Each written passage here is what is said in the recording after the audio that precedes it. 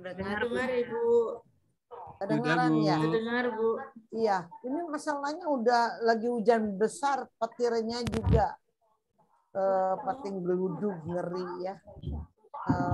Karena gini, tadi pagi saya sidang S3, nguji sidang S3, itunya apa suaranya nggak terdengar. Sekarang udah ya, bagus ya. Oke, kita sudah masuk 10 orang. Kita sekarang adalah pertemuan ketiga. Ini apa istilahnya tuh? Saya minta semuanya hadir. Ada berapa? 11 ya? Kita ada 11 orang ya. Iya, oke. Tuh. Takut petir sama hujannya deres itu bikin nggak kedengar gitu. Oke. Kita dipercepat aja ya, dalam keadaan ngantuk, dalam keadaan lapar, tapi kita tetap harus menuntut ilmu ya. Jadi Bismillah lah kita lakoni. Saya share screen ya, bahan yang akan disampaikan hari ini ya. Oke. Hari ini kita akan membahas tentang komponen marketing ya dan sales promotion. Nah, kalau kita lihat ini yang punya background ilmu komunikasi sebetulnya bauran pemasaran atau ekonomi ya kan. Bauran pemasaran itu sudah tidak aneh lagi, sudah hal tersebut tuh sudah terbiasa kita pelajari gitu ya, kita gali ya. Nah, apalagi kalau misalkan kita tahu bahwa peran komunikasi itu dalam kegiatan pemasaran itu betul-betul sangat diutamakan ya. Kalau seorang orang-orang marketing yang sedang mempromosikan apa istilahnya itu barangnya ya kan, apa yang akan dijualnya, kalau dia tidak memiliki kekayaan atau tidak punya strategi komunikasi atau tidak punya gaya berkomunikasi ya saya yakin kurang begitu sukses ya, karena bagaimanapun pada seseorang yang sedang mempromosikan sesuatu itu tuh harus menanamkan apa ya, rasa interest dari konsumennya ya, ada rasa ada kepenasaran, rasa ingin tahunya tinggi, kemudian bagaimana kita meng-hire mereka, mempersuasi mereka agar mereka bisa membeli apa yang sedang kita promosikan. Itu sebetulnya itu adalah gaya-gaya bagaimana kita berkomunikasi pada saat kita memperkenalkan sebuah produk, apapun itu produknya ya kan. Jasa informasi juga itu adalah sebuah produk. Bagaimana kita memberikan layanan secara prima kepada mereka, apa yang mereka perlukan, informasi apa yang mereka perlukan, kemudian kita berikan kepada mereka.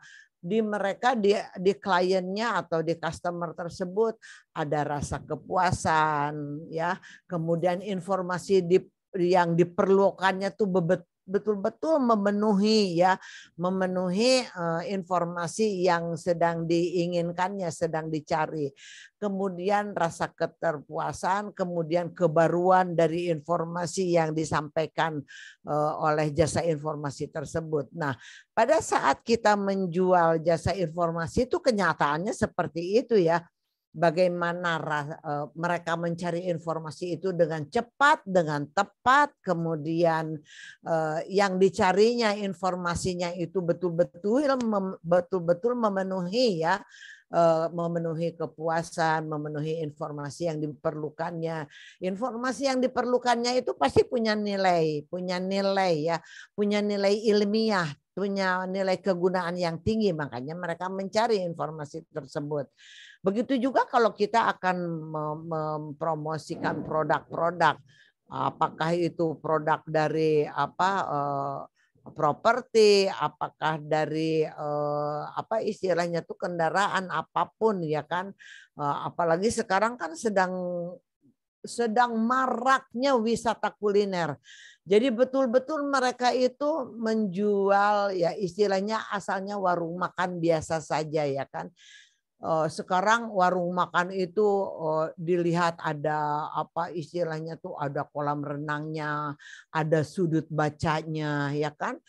Kemudian istilahnya tuh apa landscape-nya bagus, semuanya bagus ya kan. Di situ kita merasa puas gitu. Padahal nggak sadar bahwa semua yang dia ciptakan, yang dia buat untuk yang tadinya restoran sederhana menjadi restoran mewah, itu kan semuanya dibebankan kepada klien, kepada customers ya. Cuman kita nggak kerasa aja karena apa? Karena kita merasa puas mencari situasi yang berbeda gitu kan ya. Wong pisang goreng aja cuman 2 iris harganya 70.000. Lah, aku kemarin bikin pisang goreng untuk tajil itu 100.000. Saya beli pisang tanduknya bisa dapat 12 kilo, dapat berapa ya? 12.000 1 kilo. Itu 120.000 dengan minyaknya dan sebagainya tuh bisa untuk memberi tajil apa lebih dari 60 orang gitu. Tetapi bukan apa istilahnya tuh ya, pada saat kita membeli sesuatu produk walaupun dengan mahal, tetapi ada rasa kepuasan manakala layanannya secara prima, kemudian tempat makannya juga representatif gitu ya, bisa digunakan.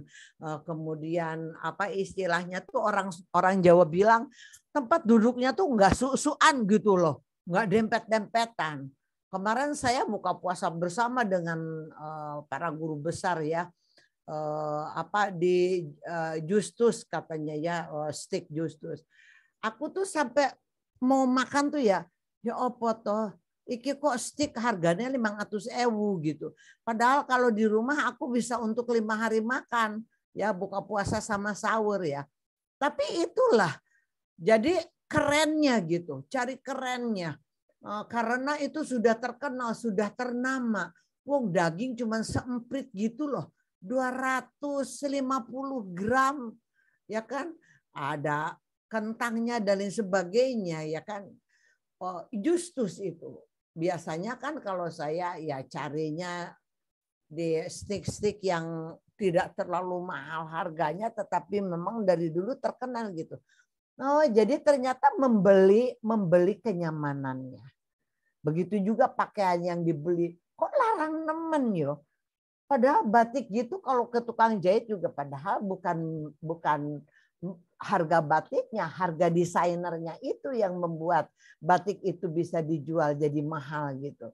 Nah itu, jadi semua itu sebetulnya dibebankan kepada konsumen gitu kan ya. Kemudian kita kembali lagi pada saat kita menggunakan apa komunikasi pada kegiatan pemasaran itu, betul-betul itu yang menjadi hal yang sangat penting gitu.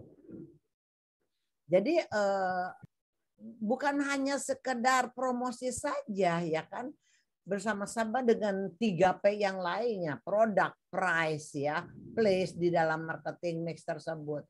Di mana kalau kita membuat restoran tempatnya sulit dijangkau, mau pakai kendaraan umum nggak bisa ya kan, mau pakai motor takut, harus pakai mobil sendiri ya kan. Saya kemarin di Jogja karena di Kopi Klotok terlalu padat ternyata menimbulkan COVID ya, saya cari tempat makan taunya di tengah sawah. Wah, ini memang bisanya hanya untuk dari jam 9 sampai jam 4 sore. Nah, bengi yo peteng, nggak ketok apa-apa gitu loh. Mau makan juga ya.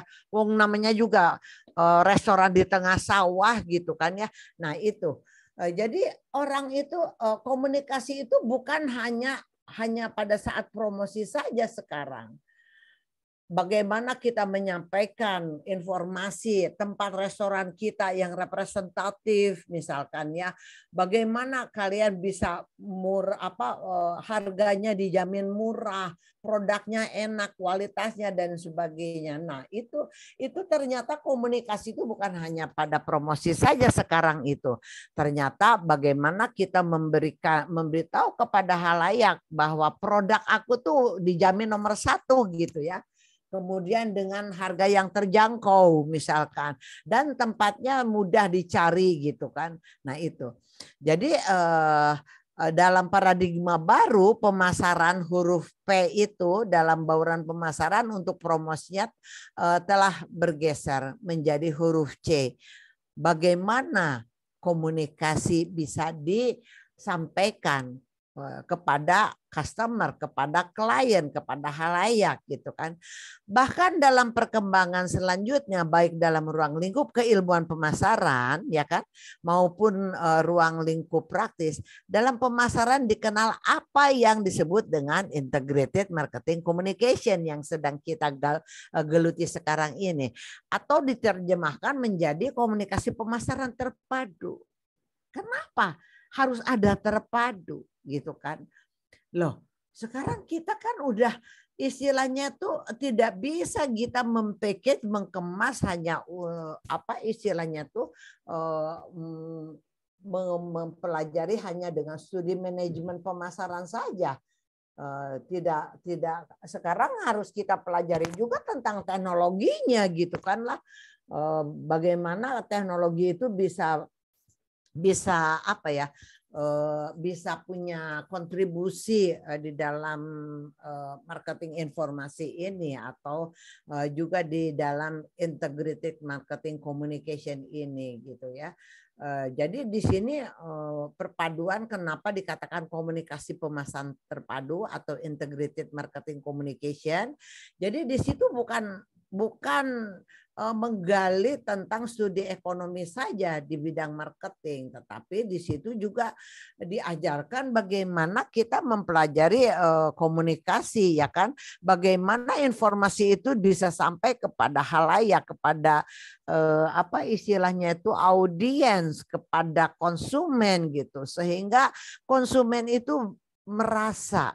Dan kalau pada saat kita mempromosikan, berarti di situ juga ada komunikasi persuasif gitu, mengajak, membujuk gitu kan ya, sambil memperkenalkan ini loh, kalau jaminannya saya, kalau ibu tidak puas, kalau ibu merasa dirugikan, hubungi saja saya, karena saya yakin bahwa apa yang sedang saya sampaikan, berikan kepada ibu betul-betul tidak akan mengecewakan ibu ya kan. Itu kan ahli-ahli komunikasi itu, ahli-ahli pemasaran itu jagonya dibicara, bisa meyakinkan orang gitu. Orang-orang politik yang jago ngomong itu, nah itu kuncinya itu di jago ngomongnya itu. Bagaimana bisa meyakinkan orang gitu kan, bahwa apa yang sedang dikatakannya tuh benar-benar, sampai akhirnya si customer atau si klien itu betul-betul terbujuk dan apa istilahnya tuh betul-betul interest gitu dengan gaya bahasanya dan sebagainya. Tetapi kalau kita bicara masalah politik, ya istilahnya tuh biasanya pada saat kampanye memperkenalkan, tim suksesnya itu memperkenalkan. Tapi ya istilahnya masyarakat banyak dikecewakan karena janji-janji yang pada saat kampanye itu disampaikan, realisasinya tidak ada setelah dia betul-betul menjadi pejabat tersebut gitu ya. Nah itu, jadi kunci-kuncinya. Ada yang mengatakan bahwa ilmu komunikasi itu ya kan jagonya menyampaikan bagaimana etika berkomunikasi pada saat kampanye ya, bagaimana berkomunikasi pada saat kita akan berbicara di muka umum, di mimbar dan sebagainya. Tetapi sayang, ilmu komunikasi kadang-kadang lupa, tidak menyampaikan keilmuannya bagaimana meredam. Nah, yang sedang bergejolak itu tuh anak-anak yang sekarang mahasiswa yang unjuk rasa, kaum buruh yang demo gitu kan ya. Mereka itu tidak, istilahnya itu tidak sadar ya kan, karena ya kita bukan suuzon, tapi kenyataannya ya kan bahwasanya pastinya juga itu ada yang menunggangi. Jadi remote controlnya ada di mana sampai mahasiswa itu bisa bergerak, itu kan yang harus dicari itu adalah remote controlnya gitu kan. Ya, saya bukan orang politik ya kan. Saya kemarin sindir ya orang-orang yang suka pedas mengkritik pemerintah, tapi nunggu-nunggu THR, nunggu-nunggu gaji ke-13, nunggu-nunggu sampai ke yang pensiunnya kapan ya ini THR. Oh, saya cuman begini aja, cuman ngejawabnya begini. Oh, jadi ternyata masih perlu ya dengan gaji yang diberikan oleh pemerintah ya kan. Cuman cukup begitu aja, tapi itu sangat pedas sekali karena di satu grup itu yang betul-betul secara fisikly lah, secara politik lah, secara agama lah, udah enggak inilah, sudah seharusnya tidak seperti itu gitu. Tetapi mereka tidak sadar gitu kan. Kalau mereka menjadi pimpinan, apakah mereka akan mampu seperti apa yang mereka idolakan gitu kan? Belum tentu. Mereka kan tidak pernah tahu ring nolnya tuh seperti apa. Mereka tidak pernah tahu situasi kondisinya seperti apa. Ya kan? Seolah-olah tetap aja menyalahkan semuanya dan semuanya. Ya sekarang sih kita benahin aja diri masing-masing. Saya katakan di grup nggak usah lah men-share hal-hal tersebut seperti Ade Armando dan sebagainya sampai yang dia telanjang di share. Saya bilang tidak perlu. Di mana etika kalian? Grup doktor ilmu komunikasi. Tidak di-share di grup juga semua sudah tahu, semua sudah melihat, sudah mencari. Kita kan orang-orang pintar. Katanya dokter-dokter komunikasi. Tapi hal yang seperti itu dia masih share gitu kan. Sambil tidak memikirkan bahwa itu tuh ya istilahnya tuh dari berbagai sisi pandangan orang kan berbeda gitu kan. Tidak ada rasa empatinya juga gitu kan. Ya, ada yang pedas, ada yang ya akhirnya apa di dalam grup itu tuh saling menyerang gitu kan. Karena di grup itu juga kan ada pro dan kontra dan sebagainya. Saya katakan tidak perlu. Tidak perlu. Ya, 5 profesor itu menyikapi. Tidak perlu masuk ke grup. Kami juga sudah melek media kok. Kenapa harus dimasukkan ke grup WA? Ya. Sehingga akhirnya yang menjadi sahabat, yang menjadi teman, yang di situ ada 300 berapa ya, 287 doktor ilmu komunikasi yang diluluskan oleh Vkom aja. Ini sih Ikatan Dokter Ilmu Komunikasi Indonesia yang diluluskan oleh Vkom. Ya akhirnya kadang-kadang mereka lupa karena mereka sudah lagi jadi pejabat, mereka sudah doktor, mereka bisa nyerang juga itu promotornya yang dulu. Saya katakan nah seperti itu, nggak usah lah. Ada yang ngeyel, akhirnya Bunda keluarkan dia. Saya minta izin ya sama yang bersangkutan. Saya WA dulu, mohon izin karena publik menginginkan Anda keluar dari grup. Mohon izin maaf, saya akan keluarkan Anda. Ya, jadi kemudian sekarang ya kan di dalam satu grup Ikatan Dokter Ilmu Komunikasi. Contoh aja ini sih yang istilahnya itu yang sehari-hari Bunda temui gitu ya. Numpang share ya. Wah, jualan. Wah, ada yang jual tanah sekian hektar, ada yang jual makanan dan sebagainya. Duh, ini udah salah lagi gitu ya. Numpang lewat. Tapi satu sama lain numpang lewat. Padahal nggak ada yang ngerespon. Mestinya peka. Orang ilmu komunikasi, orang yang mengetahui ilmu komunikasi itu seharusnya peka. Pada saat dia men-share satu informasi ternyata tidak ada yang apa istilahnya tuh tidak ada yang menyaut, tidak ada yang menanggapi, ya sudah. Itu berarti sharean dari kalian, dari kamu itu tidak pernah ada yang menanggapi karena shareannya itu tidak bermutu gitu, tidak ilmiah gitu istilahnya. Nah jadi apapun yang akan disampaikan sebuah informasi itu coba tempatkan pada tempatnya, pada layaknya di mana gitu. Ya. Jadi kalau orang marketing sedang mempromosikan ya istilahnya itu ya buatlah wadah untuk mempromosikannya tersebut gitu kan. Mudah sekali kan sekarang sih apa istilahnya tuh kita membuat channel untuk di YouTube segala juga mudah, nggak seperti dulu gitu kan ya, anytime kapanpun kamu mau nyanyi sendiri mau dimasukin ke YouTube nggak masalah gitu ya kan.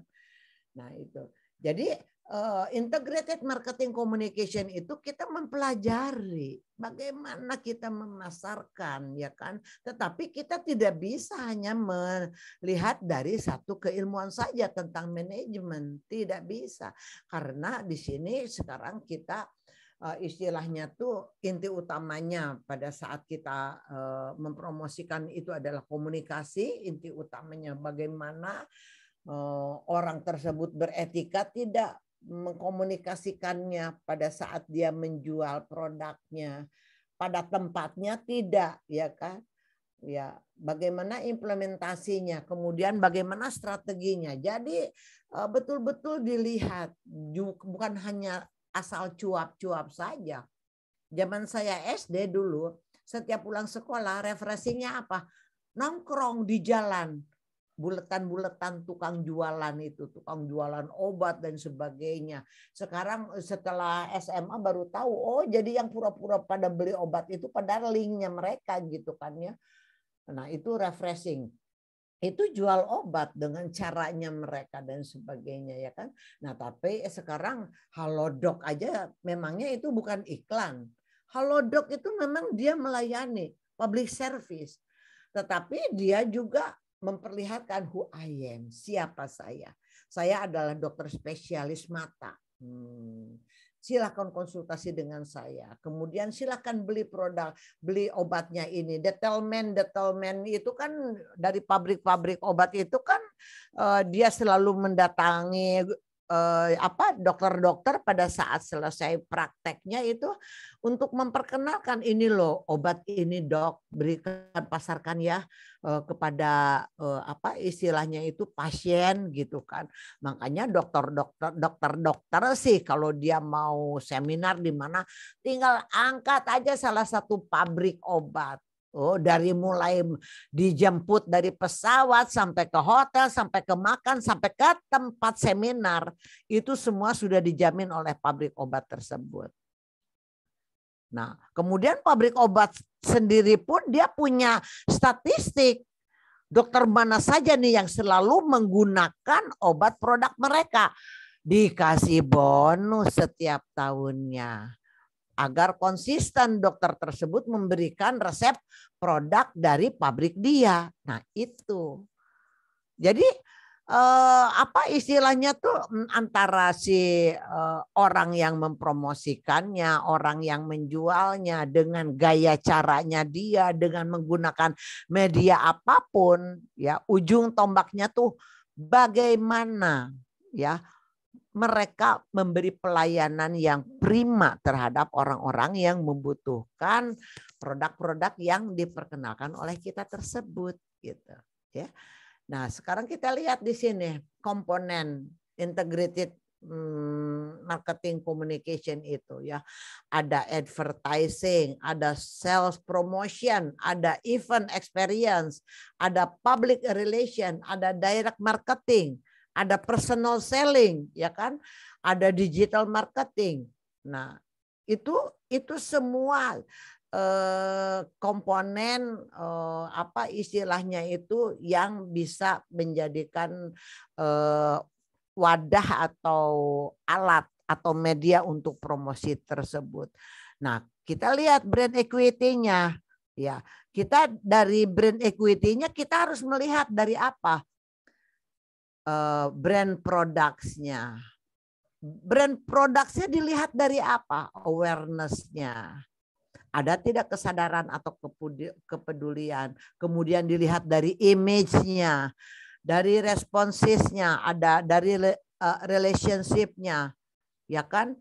Karena kita menginginkan long term kan, bukan short term. Jadi kita harus tetap istilahnya menjalankan relationship dengan siapapun, bukan hanya untuk jangka pendek tetapi untuk jangka panjang gitu. Nah, banyak sedikitnya komponen tadi tergantung kepada besar kecilnya perusahaan atau corporate. Ada yang cuma menggunakan sales promotion dan advertising saja, tidak menggunakan public relation. Ada yang direct marketing saja dengan personal selling. Jadi poin-poin ini ya kan tergantung dari seberapa besar perusahaan tersebut atau corporate tersebut, ya kan. Ya kalau korporatnya sudah seperti Astra begitu kan, kemudian perumahan Ciputra dan sebagainya, ya istilahnya komponen ini mereka gunakan semuanya gitu ya. Nah tapi di sini titik tolaknya kita lihat bagaimana kita memikirkan juga tentang brand equity-nya ya atau brand ekuitas. Nah, kalau kita bicara tentang brand equity atau ekuitas merek, itu merupakan seperangkat aset dan tanggung jawab merek yang berkaitan dengan suatu produk. Ya, nama dan simbolnya yang menambahkan atau mengurangi nilai yang diberikan oleh suatu barang atau jasa kepada perusahaan atau pelanggan perusahaan. Ekuitas merek itu seperangkat aset dan keterpercayaan merek yang terkait dengan produk tertentu. Nama dan atau simbol yang mampu menambah atau mengurangi nilai yang diberikan oleh sebuah produk atau jasa, baik bagi pemasar atau perusahaan ataupun pelanggan. Ya. Bagi pelanggan, ekuitas merek dapat memberikan nilai dalam memperkuat pemahaman mereka akan proses informasi. Memupuk rasa percaya diri dalam pembeliannya. Wah, ditenteng tasnya Hermes 1M. Tapi kalau dia naik angkot mana tahu orang bahwa dia menggunakan Hermes yang harganya 1M tasnya. Saya beli tas yang 50.000 di situ MIM Metro Indah Mall di sebelah rumah ada mall besar. Beli tas yang 50.000. Tapi karena saya turunnya dari mobil, orang nggak akan tahu saya pakai tas yang 50.000. Apalagi misalkan mobilnya Alphard, kemudian saya turun jalan kaki, semua katakan itu yang dipakai si Bunda itu branded semua tuh. Ya. Karena apa? Karena saya turun dari mobil. Dan mobilnya pun mobil yang bukan Daihatsu misalkan. Nah, jadi di situ istilahnya itu sebuah produk itu kalau dia sudah memberikan merek itu sudah terkenal ya sudah. Ya, istilahnya seperti Polytron. Orang mencari Polytron. Polytron itu menengah ke atas misalkan ya. TV-nya tuh ada yang 15 juta, ada yang 25 juta. Tetapi dia Polytron itu ingin menjangkau juga pangsa pasar di bawah. Dia buka anak perusahaan, tapi belakangnya dengan menggunakan Tron juga, Unitron atau apa. Padahal produknya sama gitu. Nama perusahaannya sama, tetapi dia membuat lagi satu perusahaan yang bisa memproduk untuk kualitas menengah ke bawah, gitu, ya. Jadi itu yang kita temui sekarang seperti itu.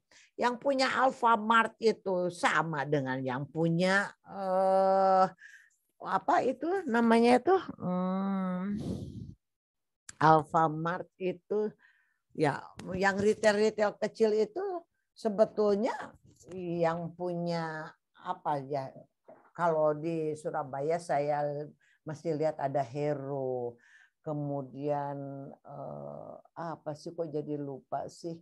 Alfa Hypermart ya kan? Kemudian ada apa tuh? Superindo, Bu. Superindo masih kecil sayang. Ada yang lebih besar lagi yang lu kok lali kok tempat Carrefour ya. Ada Carrefour gitu kan. Saya tahun 1989 ya kan, lama itu, lama di Australia gitu ya, kemudian lama di Malaysia. Itu dulu terkagum-kagum melihat ada Carrefour di sana itu ya. Sampai yang lucu itu pernah anak saya hilang, tapi dia otaknya tuh dipakainya tuh gini, ibuku kalau pulang selalu pakai jalan yang ini gitu. Di Carrefour salah satu ada di Melbourne, dia hilang. Dia cari-cari udah, tapi dia pintar. Ibuku kalau pulang katanya kalau habis belanja pasti keluarnya lewat sini. Dia nungguin di pintu situ, saking besarnya. Saya tuh terkagum-kagum. Kemudian tahun 85 itu saya terkagum-kagum ya, TV itu sampai TV-nya yang nonton kita tidur, karena 24 hour itu yang namanya TV itu jalan terus gitu ya. Terkagum-kagum karena waktu itu Indonesia belum seperti itu gitu kan. Nah akhirnya begitu kita lihat ada Carrefour masuk ke Indonesia. Oh, Carrefour itu dia membuka retail-retail kecilnya, Superindo sama Alfamart atau Alfamart doang dan sebagainya. Sampai akhirnya terkikis ya, istilahnya tuh warung-warung kecil yang ada di kelurahan pedesaan itu sekarang sudah beralih ke Alfamart sampai ke ujung pedesaan di ujung genteng Sukabumi, Jawa Barat ya kan, karena di situ ada apa tempat wisatanya ya, terkenal, apa di situ sudah ada Alfamart, ada Indomart. Warung-warung kecilnya ya mau tidak mau tutup. Warung-warung kecilnya tuh hanya bisa menghutangkan. Ya, utang baru boleh ke warung itu. Nanti habis gajian bayarkan, ngutang lagi, tutup lubang gali lubang. Jadi warung-warung yang konvensional itu hanya untuk tetangga-tetangganya pada ngutang. Karena apa? Masyarakat sekitarnya itu merasanya lebih nyaman dia ke Alfamart. Sudah tertata rapi, kemudian belanjanya adem, dingin, ya kan istilahnya itu tidak perlu pakai becek-becek dan sebagainya. Tapi itu kan yang punya siapa? Yang punya orang-orang Carrefour, orang-orang Hypermart yang besar-besar juga. Sampai retail-retail yang kecil pun dia ambil. Sampai ke sekarang yang online pun dia ambil. Shopee itu siapa yang punya? Anaknya Tanu. Anaknya yang Indo apa RCTI itu. Jadi mana yang sukses, mana yang kita kira-kira bisa menjelajah, dia ikut jelajah, kemudian turunkan harga, mematikan yang lain. Siapa yang duluan mencari lahan? Indomart dulu atau Alfamart dulu? Mencari tanah kira-kira dia mau membuka di situ. Kalau Indomart dulu, coba perhatikan.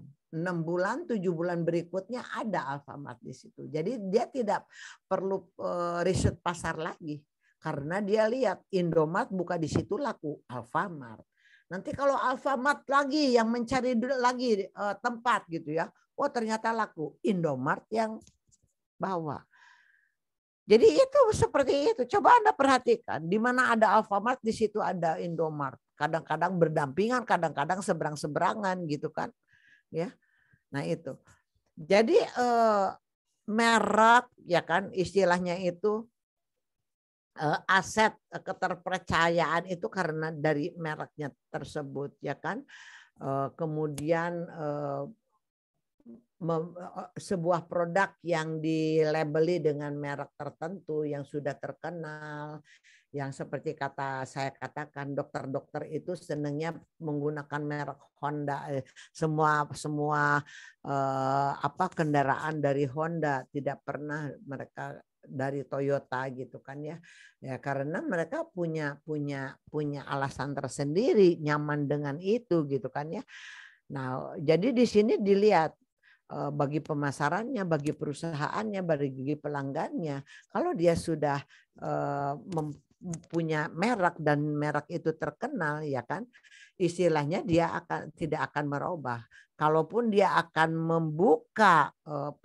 membuka istilahnya tuh perluasan, ya dia menggunakan anak cabangnya. Ada Yomart kan, nah dari Jogja Mart, jadi tadinya Jogja Gria Jogja, ya terus buka lagi Yomart. Nah Yomart lebih bisa menjangkau dari menengah ke bawah. Ya, jadi sebetulnya orang-orang yang mempunyainya itu ya memang dikuasai oleh mereka-mereka yang punya niaga, yang mereka tadinya punya merek pertama gitu ya, punya brand yang merasa bahwa brand itu sudah bisa dikenal gitu kan ya. Nah kemudian kalau kita lihat brand equity ini ya kan, hasil dari pengalaman pelanggan dengan brandnya, oleh karena itu dibutuhkan proses yang cukup panjang untuk mencapai ekuitas brand yang positif tersebut. Ya, pengertian brand equity itu lebih jelasnya adalah suatu ekuitas atau equity merek yang bisa menciptakan nilai suatu barang yang kita jual, termasuk produk yang sudah mempunyai kualitas dan kuantitas unggul. Ya, setiap konsumen pasti akan merasakan kepuasan tersendiri dari apa yang menjadi produk kita. Brand equity adalah sebuah janji penjual yang disampaikan kepada konsumen mengenai apa yang menjadi keunggulan atau keunikan dari merek tersebut. Ya. Jadi merek dalam suatu bisnis itu memiliki peranan yang sangat penting. Tidak bermerek tidak akan dilihat sama orang. Mereknya belum terkenal tidak akan dilihat oleh orang lain. Kayak toko sepatu Bata. Dulu itu toko sepatu Bata selalu diburu. Karena waduh, kita sekolah 1 tahun 1 sepatu. Suruhnya dicarinya di toko Bata karena kuat gitu kan. Tapi kan sekarang istilahnya itu Bata juga tidak tinggal diam. Ya kan. Dia mengimbangi dengan model-model sepatunya, ya kan, model-model warnanya dan sebagainya. Kalau dia masih monoton seperti dulu, ya banyak saingannya, orang sudah tidak mau lagi membeli toko di sepatu Bata. Tetapi orang-orang yang sudah sepuh ya istilahnya tuh dari zaman dia remaja sudah menggunakan merek Bata sampai sekarang pun seperti itu ya.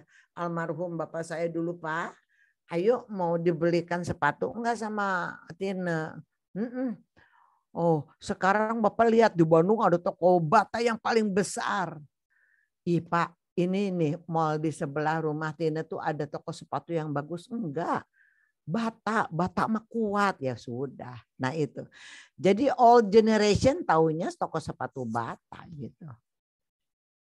Kalau sekarang kan ya kita berbicara produk Indonesia aja gitu kan ya. Apa istilahnya tuh sudah punya yang bermerek juga gitu kan, ada Fendi dan sebagainya ya kan. Apa istilahnya Singapura punya andalan, Malaysia punya andalan merek sepatu gitu ya. Tetap begitu dia jual di Indonesia, ya istilahnya itu harganya itu bisa dia lipatkan, kemudian ya membawa nama negaranya, mau tidak mau kualitas tetap harus dijaga ya. Begitu saya Charles and Kate di negaranya, saya cari misalkan apa istilahnya tuh yang terkenal yang di Malaysia sama yang di Tokyo gitu kan mereknya. oh ternyata tidak semahal yang ada di kita gitu kan ya. Nah kemudian orang bangsa kita tuh kan brand minded itu betul-betul gitu ya, rasanya yang Bunda katakan tadi. Padahal orang tidak pernah tahu yang ditentengnya itu Hermes betulan atau KW 10 atau KW 20, wallahu alam gitu ya. Tetapi ya itulah, ada sifat latahnya juga gitu kan, bangsa kita tuh orang lagi booming seneng pakai apa ikutan memproduk gitu kan, ikutan membeli padahal belum tentu cocok gitu kan. Nah itu ya. Nah jadi betul-betul yang namanya brand equity itu sebuah janji ya, sebuah janji kepada konsumen ya, kepada klien bahwa merek saya itu bisa sudah tidak bisa sudah bisa dipercaya gitu kan, silahkan Anda menggunakan merek produk saya dan sebagainya gitu ya. Nah banyak orang menyamakan antara brand equity dengan brand awareness. Keduanya memang memiliki kesamaan, namun ekuitas brand itu memiliki nilai yang lebih tinggi daripada brand awareness. Brand equity itu adalah nilai lebih ya, nilai lebih dari sebuah perusahaan dibandingkan brand kompetitor. Nilai ini dilihat dari nama brand tersebut yang lebih dikenal. Nah, setiap perusahaan berusaha untuk memiliki ekuitas brand yang positif. Karena apa? Karena perusahaan yang memiliki brand equity tinggi akan mudah diingat, mudah dikenal, dan unggul dari segala kualitasnya. Biasanya pelanggan rela membayar produk atau jasa perusahaan dengan harga lebih tinggi meskipun mereka bisa mendapatkan hal yang sama dari brand kompetitornya. Ya. Brand kompetitornya loh. Yang Bunda katakan Xenia sama Alfa itu tuh sebetulnya sama. Astra pun membelinya dari Daihatsu. Tetapi pada saat membuat karoserinya, dia tambahkan lebih elegan. Dia tinggikan harganya. Padahal yang merakit, yang membuat awalnya itu dari Daihatsu gitu. Ya. Nah orang dia tidak ditawarin Terios dengan ditawarin ras, lebih baik ambil ras. Walaupun beda 20, misalkan beda 5 juta sampai 10 juta. Karena apa? Toyota minded dia. Padahal Terios juga yang dari Daihatsu isinya sama, dalamnya sama. Ya kan, tipenya pun sama. Nah, kembali lagi. Orang sudah percaya dengan brand tersebut. Ya. Ini Bunda bikin contoh sepeda Brompton. Memiliki harga yang jauh lebih tinggi daripada brand sepeda biasa. Ya, walau demikian banyak orang tetap membeli sepeda Brompton-nya tersebut. Mungkin ya karena tadi gengsinya atau karena dia sudah tahu kualitasnya bagus dan sebagainya. Karena apa? Itu karena mereknya tersebut bisa bertanggung jawab gitu kan.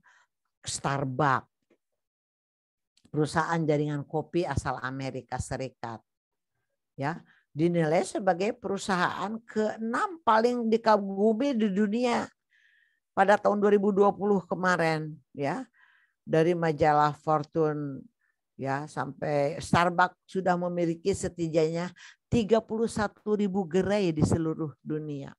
Starbucks lah, ya lari ke Starbucks, nongkrong. Cari apa? Cari brandnya. Kemudian cari suasananya. Cari situasinya. Gaya kan, lagi nongkrong di mana? Lagi nongkrong di Starbucks. Ibu sebelah mana? Oh saya ada di sini. Di Kopi Lampung Lama. Di Kopi Kampung Lama. Bu di mana sih? Kopinya enak enggak sih? Ya, adanya di mana itu teh? Nah, karena kedai kopi Kampung Lama itu brandnya tidak dikenal oleh orang banyak. Padahal kualitas yang dijualnya itu menyamai dengan Starbucks. Jadi orang tuh sebetulnya menjaga gengsi, membeli gengsi, dia bisa nongkrong di situ gitu kan. Gitu, ya. Nah, kemudian kita lihat lagi di sini manfaat brand dari brand equity bagi perusahaan. Pertama adalah meningkatkan brand awareness. Tadi kan ada brand awareness-nya. Brand awareness itu menggambarkan sejauh mana pelanggan dapat mengingat atau mengenal sebuah brand. Banyak cara yang bisa dilakukan untuk meningkatkan brand awareness. Salah satunya yaitu penyebaran dari mulut ke mulut. Ya, jadi personal selling dari mulut ke mulut ya, penyebaran ya kan. Menurut data Nielsen, 84% itu orang lebih percaya pada rekomendasi produk atau jasa dari orang lain. Personal selling lebih percaya karena apa? Dia merasa bahwa yang mengatakannya itu pernah berobat ke situ. Seperti Bunda katakan, ada dokter ahli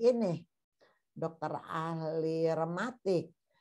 Saya ke dokter ahli rematik, saya kaget kok orang-orang pasar tradisional di dekat rumah saya ada di situ semua. Dari ada tukang daging, ada tukang tempe gitu. Loh kok bisa-bisa berbondong-bondong ke sini? Itu Bu, kemarin cina si Ibu Nur. Dia itu kan rematiknya udah bertahun-tahun, ternyata sama dokter ini cepat sembuh. Nah, jadi udah nggak berlaku lagi itu media untuk orang-orang di bawah. Jadi kita lihat dulu pada saat kita mau mengiklankan pun itu yang bisa dijangkau adalah menengah ke atas. Orang-orang bawah itu karena dengan apa? Dengan pengalaman. Makanya lebih tepat menggunakan personal selling gitu kan. Oh, jadi ke sini rame-rame. Ya, si dokternya akhirnya karena saya datangnya terlambat udah banyak teman sudah banyak pasien, saya katakan, "Dok kok tumben?" "Iya Bu, itu si Ibu Nur itu pertamanya dia berobat gitu kan." "Iya itu tuh Dok, dari tadi saya bisa ngobrol tuh karena apa? Langganan saya di pasar." "Oh gitu Bu?" "Iya. Ada tukang pisang, ada tukang daging, ada tukang tahu di situ semua. Lagi mau pada berobat rematik ke dokter itu." Si dokternya ketawa semua. Nah saya katakan, "Dok terus terang saya ini orang komunikasi ya kan. Jadi istilahnya itu sebetulnya dokter mestinya ngasih bonus ke Ibu Nur itu karena dengan personal sellingnya sukses gitu kan. Dia bawa orang pasar suruh berobat ke sini. "Oh iya juga ya Bu ya," katanya. "Udah terima kasih Bu diingetin. Nanti kalau Bu Nur ke sini lagi saya akan gratis kan nggak usah bayar," katanya. Ya iyalah gitu kan. Jadi karena apa? Karena dia yang mensukseskan gitu. Dengan istilahnya tuh hasil dia berobat ke dokter sehingga dia sukses, dia bisa membawa orang-orang tersebut untuk berobat juga ke tempat dia gitu kan. Nah ya, nah kemudian kita sekarang lihat mendapat pandangan tentang produk atau jasa ya. Menurut Marketing Insider Group ya, 67% itu perusahaan memanfaatkan brand community. Brand community ini untuk mendapat pandangan atau pemikiran tentang produk baru yang hendak mereka luncurkan. Nah, yang tadi Bunda katakan. Untung si Bata itu dia cermat gitu. Dia membuat sepatu-sepatu yang disukai oleh anak muda dan sebagainya gitu kan ya. Nah ini juga kalau dia mau meluncurkan packaging baru, mau meluncurkan produk baru. Seperti saya lihat ya itu Pizza Hut itu ya Allah produknya udah berapa puluh macam produk. Diluncurkan produk baru ya mau tidak mau dengan konsekuensinya harganya 50% dulu misalkan ya. Kemudian ada tester untuk dicobain oleh yang mau membeli gitu kan. Namanya juga dia mau meluncurkan produk baru, menu baru gitu kan. Ya.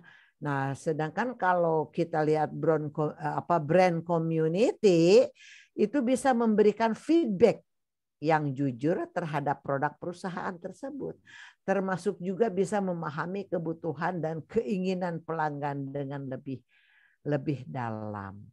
Ya, jadi ini satu contoh gini ya. Saya itu biasa menggunakan beras pandan wangi, tapi yang bukan beras kepala yang panjang-panjang gitu ya. Terus teman saya bilang, nggak ada duanya. Saya mah selalu pakai merek Dara berasnya. Oh gitu. Coba enak. Lebih enak katanya gitu. Kamu pakai apa sekarang? Ini aku pakai mereknya ini. Cobain. Kata dia enak. Terus teman saya bilang, bener cina enak katanya gitu. Saya cobain. Oh enggak. Untuk saya lebih senang pakai yang pandan wangi yang teksturnya panjang, bukan yang bulat kepala, bukan. Kenapa nggak enak? Beda aja. Atau mungkin karena lidah saya dari dulu selalu menggunakan beras yang itu. Harganya sama. Nah itu. Jadi tergantung dari selera orang juga gitu kan. Walaupun kita dibujuk bahwa ini bagus, ini enak dan sebagainya. Enak menurut dia belum tentu enak menurut kita gitu kan. Bagus di kaki dia belum tentu bagus di kaki kita gitu kan. Nah itu. Emak tukang buntil. Diikatkan dulu. Coba dicek gulanya, berasnya, minyaknya ada nggak? Tadi tukang gerobak ambil itu udah aku kasih, Pak. Aku udah kasih 3 tadi, tukang sampah, tukang mungutin botol-botol yang suka ke rumah, sekarang tukang. Dia jual nggak buntilnya, Pak? Oh ya wes. Oh, diikat Pak, takut merudul. Tasnya. Oke. Ya, maaf, lupa Bunda nggak nge-mute jadi kalian dengar. Nah, termasuk juga memahami kebutuhan dan keinginan pelanggan dengan lebih aman. Ya.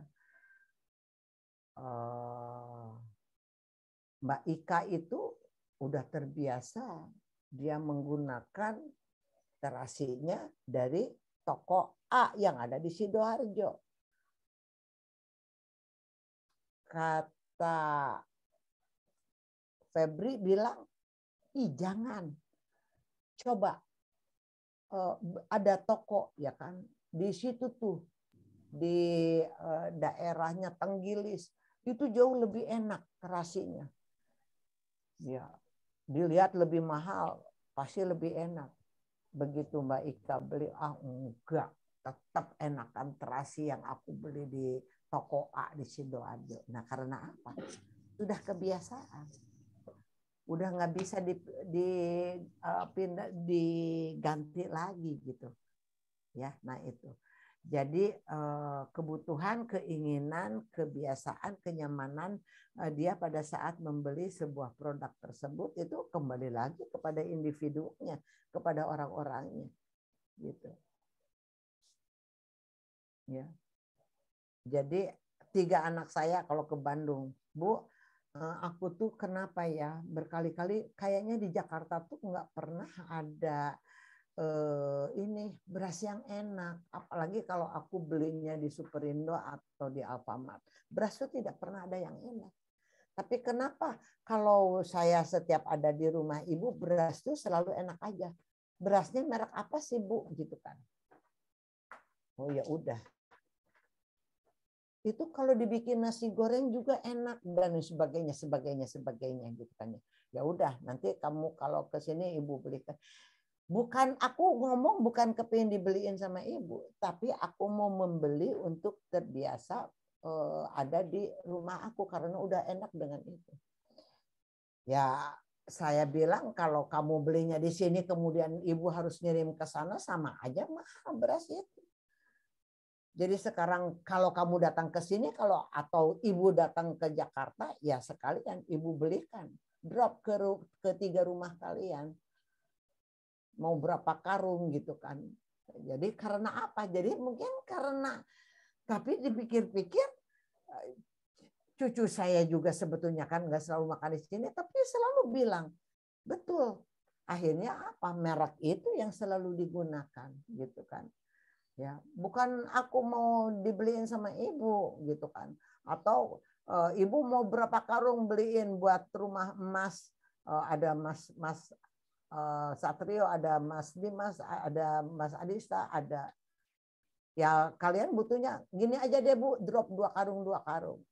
Aku transfer ke rekening ibu, adiknya yang bontot, yang bungsu, yang perempuan yang bayarin. Udah. Jadi akhirnya sampai sekarang berasnya tuh beras dari Bandung aja. Dari tetangga saya yang jual beras di situ gitu kan. Nah itu.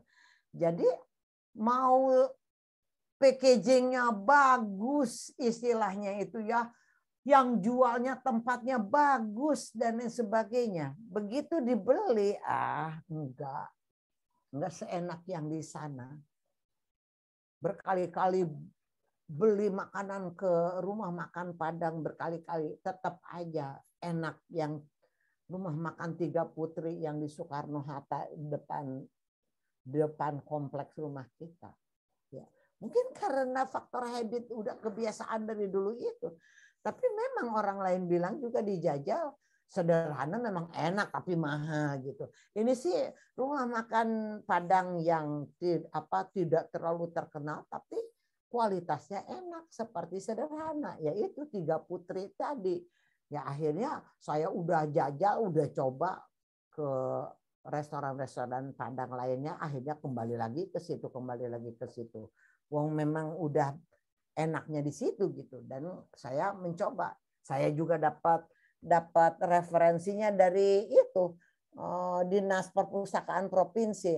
Bunda beli coba di situ, beda dengan yang ada di komplek-komplek Bunda restoran Padang masakannya gitu. Nah jadi gitu ya.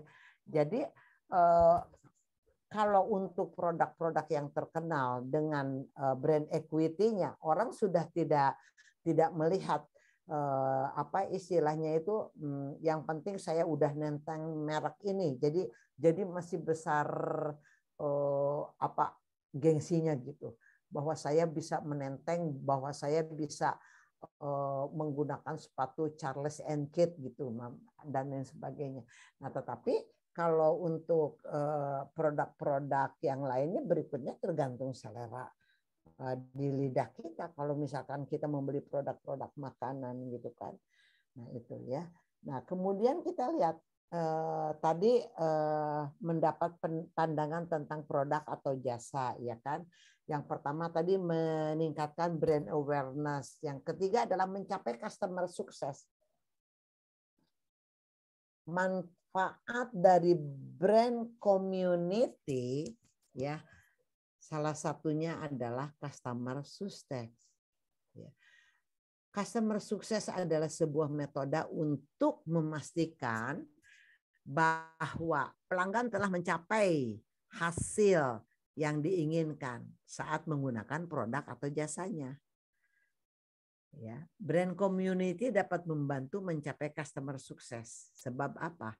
Mereka turut mendiskusikan ide-ide kreatif bagi perusahaan dan korporasinya. Jadi kalau kita sebagai seorang customer, sebagai klien, sebagai pelanggan, beri masukan kepada mereka supaya produk mereka jauh lebih bagus lagi, lebih enak lagi, baik dipandang, dilihat, dipakai, dimakan dan sebagainya.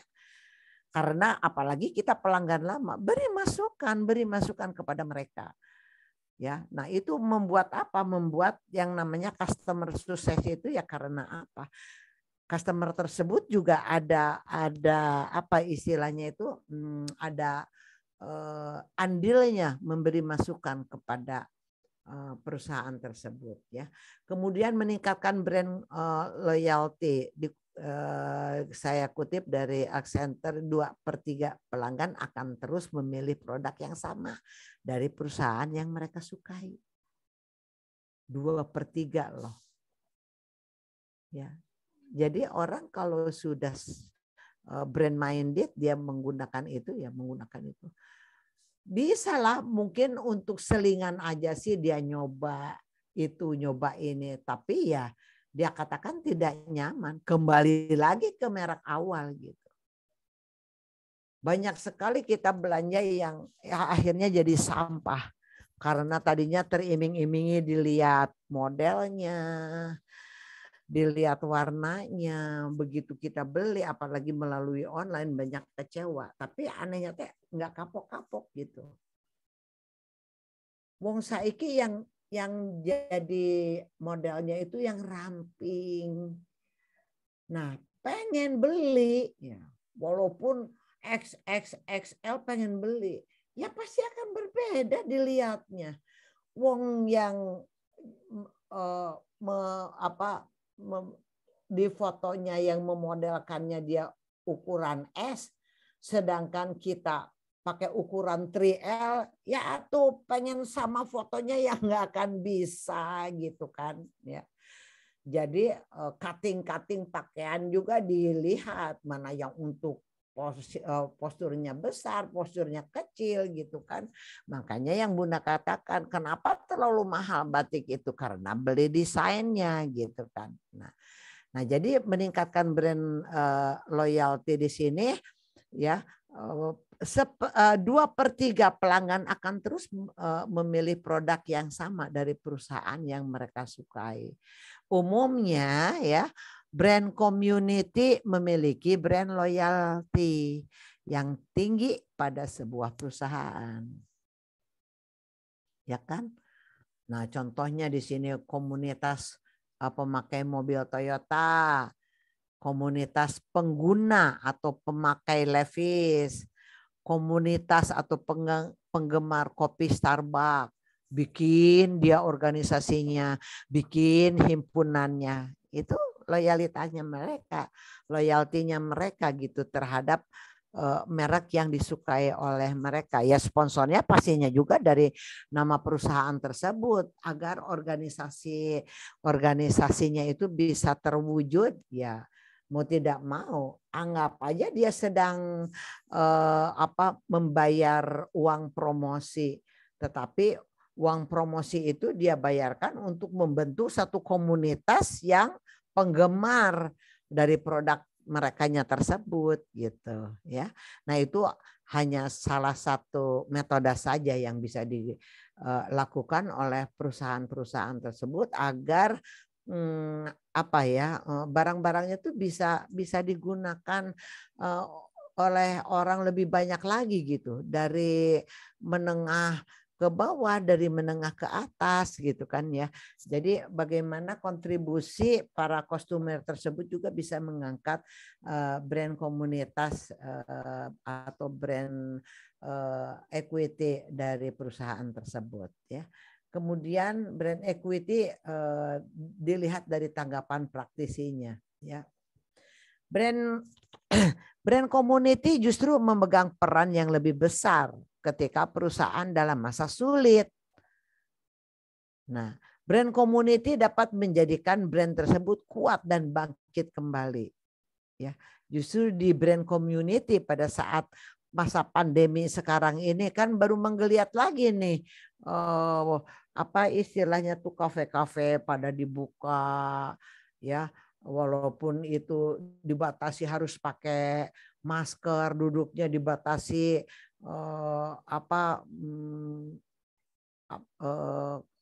seling-seling ada kosong dan sebagainya. Tetapi pada saat di lapangannya semua aturan itu tuh sudah tidak digunakan gitu kan ya. Karena terlalu penuhnya orang yang misalkan buka puasa bersama di satu restoran gitu kan. Akhirnya kursi-kursi yang dikasih tanda cakra itu sudah tidak berlaku lagi gitu kan ya. Nah, jadi pada saat perusahaan itu sedang drop ya, sedang masa sulit, masa pilot, justru brand community yang menjadikan brand tersebut akan bangkit lagi. Ya, bagaimana mereka memberikan loyalitas, memperlihatkan kepada perusahaan bahwa kami juga akan membangkitkan Anda lagi gitu ya. Nah, kini banyak perusahaan sudah menyadari bahwa brand community itu adalah salah satu elemen yang amat mereka butuhkan. Ya, salah satunya yaitu dengan alasan efisiensi branding. Nah, kita lihat brand community ya. Mungkin memangkas 10-25% biaya customer support perusahaan setiap tahunnya. Ya. Ya karena apa? Dari yang 10-25% itu ya kita alokasikan istilahnya tuh untuk komunitas tersebut gitu kan ya, untuk brand community tersebut dengan loyalitas dari semua konsumen yang merasa sudah sukses tersebut gitu ya. Membangun brand community bukanlah hal yang mudah. Perusahaan harus memiliki komitmen yang tinggi dalam membangunnya. Selain itu, perusahaan juga harus menerima cara komunitas dalam menjalin hubungan sehingga menerima konflik dari mereka. Apakah konflik itu akan ada? Mungkin akan ada tentu, tapi tidak selalu, ya kan? Tidak selalu harus ada konflik gitu kan, manakala organisasinya di dalamnya dibenahi, dilihat makanya ada fungsi audit komunikasi dan sebagainya, bukan hanya audit keuangan saja. Itu sebetulnya supaya apa? Supaya perusahaan atau lembaga atau departemen atau organisasi tersebut tetap kondusif gitu. Jadi konflik itu jangan berkepanjangan. Kalau ada sesuatu yang bikin konflik itu sekecil mungkin segera benahi. Ya, kalau kita lihat dari teorinya snowball kan, kalau sudah ditumpuk permasalahan tersebut, sulit untuk membuka untuk memperbaikinya. Makanya kalau ada permasalahan sedikit demi sedikit ya segera selesaikan. Nah, konflik ini juga kemungkinan ada ketidakpuasan seseorang, kan sifat manusia berbeda. Sifat manusia berbeda. Manusia itu ada yang cepat puas ya kan. Manusia itu ada yang istilahnya itu sebetulnya dia sudah puas, cuman dia ingin aja menjatuhkan nama perusahaan tersebut gitu kan. Ada aja mungkin ada faktor iri dan sebagainya. Itu kemungkinan istilahnya kalau ada konflik dari luar terhadap perusahaan-perusahaan kita atau terhadap organisasi yang sedang kita bina ini gitu ya. Ya jadi perusahaan harus menerima cara komunitas dalam menjalin hubungan hingga sampai ke menerima konflik yang diberikan oleh mereka kepada konsumen tersebut, kepada perusahaan tersebut. Ya, oke. Sekarang kita beralih ke membangun brand equity, ya kan? Pertama harus kita lihat dulu, definisikan brand itu dulu, betul-betul, ya kan? Tahap pertama dalam membangun brand community adalah mendefinisikan brand itu sendiri. Pahami apa yang brand tawarkan, apa visi misi perusahaan, siapa target pelangganmu, ya kan? Dan sebagainya. Hal-hal tersebut penting untuk apa? Mentargetkan siapa yang akan menjadi brand community tersebut nantinya, gitu, ya. Kemudian yang kedua adalah tentukan tujuan dan matriks, buat matriks ya. Tentukan tujuan dan matriks keberhasilan dari sebuah brand community bagi apa? Bagi korporasi tersebut atau bagi perusahaan tersebut, ya. Sebagai contoh misalkan apa tujuan brand community tersebut, apa yang akan dilakukan dengan mereka, ya kan? Bagaimana kita bisa mengukur keberhasilan brand community tersebut, kemudian matriks apa yang akan digunakan dan sebagainya. Jadi dengan kita membeberkan ya kan seperti kita membuat statistik atau membuat matriks gitu ya, kita lihat ya fluktuasinya, ada yang ke atas kemudian ada menurun lagi. Kenapa itu bisa turun gitu kan? Karena apa? Karena kualitasnya jelek atau karena masa pandemi, karena sehingga sampai bisa turunnya drastis dan sebagainya ya. Jadi di situ kita lihat dari matriks yang oleh kita sudah dibuat sendiri di perusahaan tersebut gitu kan.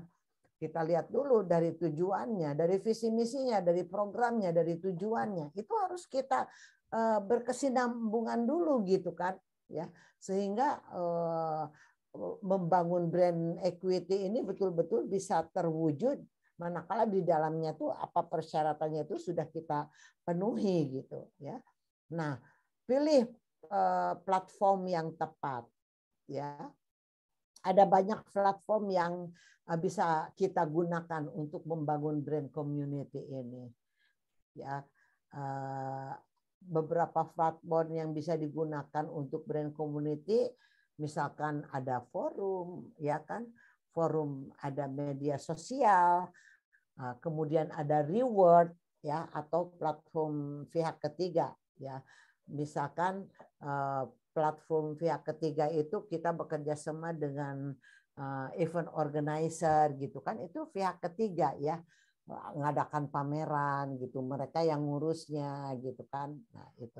Kemudian yang keempat adalah ciptakan koneksi, ya, ciptakan koneksi. Setelah berhasil membangun brand community, kita perlu memberikan alasan mengapa mereka harus tergabung dalam komunitas kamu, dalam perusahaan kita gitu misalkan. Respon komentar dan pertanyaan mereka kita tampung, buat diskusi, pertemuan lakukan walaupun tidak rutin, misalkan 2 bulan sekali, 3 bulan sekali dan sebagainya ya. Dan kemudian acara yang bisa membuat mereka merasa menjadi bagian dari brand yang akan diluncurkan atau diproduksi. Makanya kenapa selalu ada event-event organizer yang menangani ada acara-acara. Kalau misalkan dari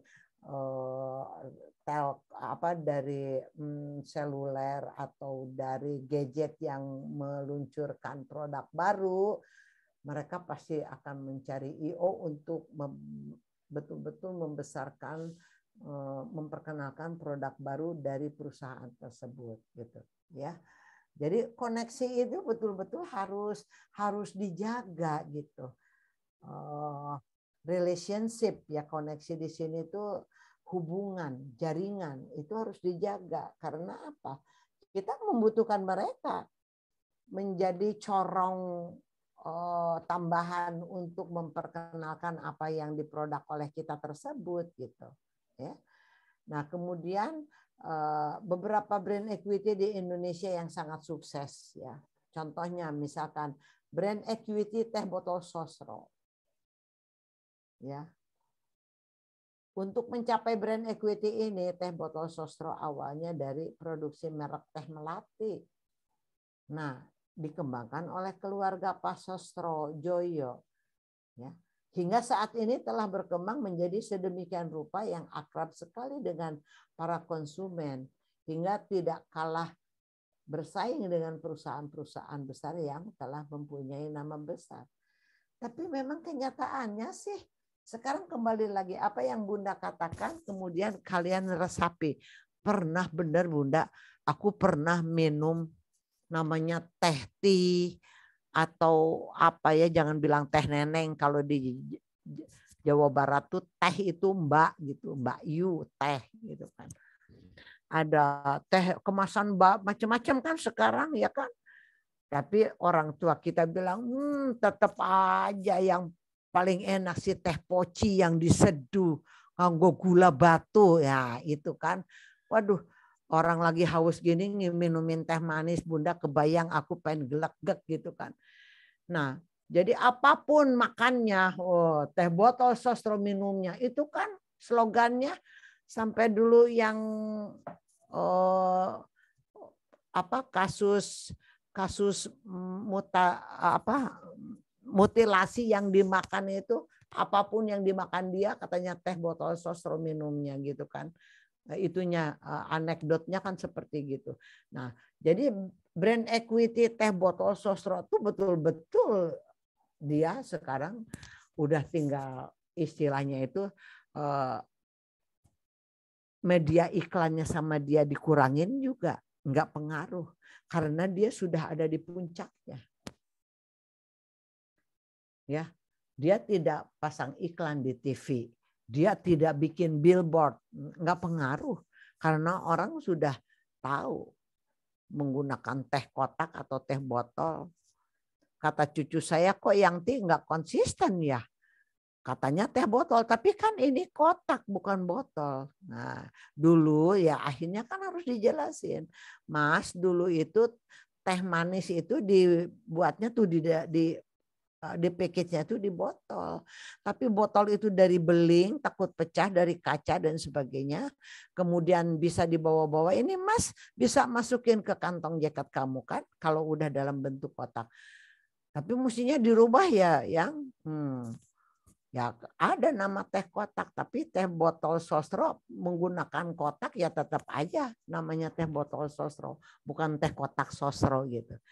Jadi menurut cucu saya itu katanya tidak konsisten memberi namanya gitu kan. Nah, itu. Kemudian yang kedua adalah brand equity di Indonesia yang sukses itu adalah Samsung.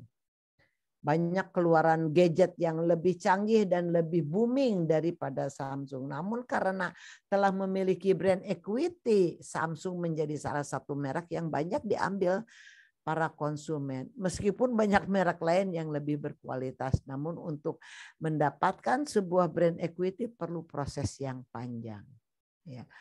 Nah, kemudian kita lihat juga sekarang iklan atau advertising. Di kami ada loh jurusan advertising D4-nya. Ada jurusan, ada prodi broadcasting, broadcasting sama advertising, sama komunikasi bisnis ya kan. Sama komunikasi kesehatan di kami ada di Vkom. Oke, kita bicara tentang iklan. Iklan itu merupakan bagian dari promotion mix ya, promosi mix di mana bauran promosi ini adalah bagian dari marketing mix. Jadi secara simpel iklan adalah komunikasi yang ditujukan kepada publik atau konsumen untuk apa? Untuk mengenalkan dan menawarkan suatu produk atau jasa melalui media. Itu Renaldi Kasali. Kalian kalau mendengar dia bicara kita itu terpukau gitu ya. Enak sekali dia memaparkan secara keilmuan. Apapun yang dia katakan tuh rasanya iya. Rasanya oh iya, oh benar, oh iya, oh benar gitu kan. Nah, begitu pembicara yang sukses itu seperti itu.